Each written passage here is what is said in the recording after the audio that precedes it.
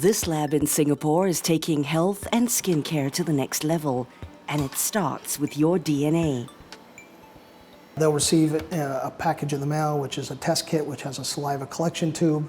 So they'll spit into the tube and then send that back to the lab. And from that, they analyze the DNA to find out how your DNA looks in terms of vitamin metabolism, food metabolism, any deficiencies, and things like that. Your test results are processed, and you'll get bespoke recommendations on diet and a nutritional supplement powder mixed specially for you. The idea is that different people react differently to the same food. One of the main things we find out is what kinds of foods are best for you in terms of your metabolism, how you metabolize carbohydrates, fats, proteins, and definitely any vitamins, whether or not you're deficient in either the metabolism or production of vitamins, things you might need to supplement for, things like that. Proponents say this could be a more efficient way to get your body what it needs. This is about preventative health, and I think we all recognize that that is vastly needed. So many illnesses that we see are modifiable through diet and lifestyle, and it is diet and lifestyle together. So that is a massive benefit. The other benefit is that if something is personalized, you do start feeling better more quickly. It is targeted to your personal needs, which then adds to motivation and compliance. Mintel is a company which analyzes consumer trends, and it says an aging population is a demographic that could provide a huge opportunity for companies. They have specific health and nutrition needs than younger population, but they are also focused on adopting healthy habits that will help them age healthily. Perhaps companies can develop testing kits or personalized nutrition services that predict the risk of developing age-related conditions like sarcopenia or colon cancer and even iron deficiency. While big data is helping companies make sense of genetic data better, experts say it still does not give you the full picture. Companies tend to focus on one aspect of your biomarkers, so personalized plans should also not be seen as a replacement for tests at the hospital or a visit to the doctor. It has its limitations because DNA is not the only thing that matters. I think it's one piece of a puzzle.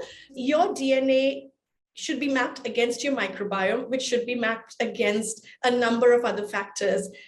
Your overall gut health, your stress, your sleep, your ability to exercise, as well as medical markers. Now, if you just slice all of that and say, I'm only going to focus on one thing, I'm only going to focus on DNA, or only going to focus on the gut microbiome, it's an interesting piece of the puzzle, but it's not really stitching the entire story together. Data security is also a top concern for many interested in precision nutrition, according to a report by the World Economic Forum. Consumers will have to feel that the health trade-off is worth it before they hand over genetic data to companies. And if adoption becomes more widespread, global regulation to protect data will become necessary. The number of privacy and security of your data is the number one concern of most people, and that's the number one thing that companies like us focus on, actually. Just making sure that data is stored securely, anonymous. Nobody, even if someone were to get it, they wouldn't be able to use it.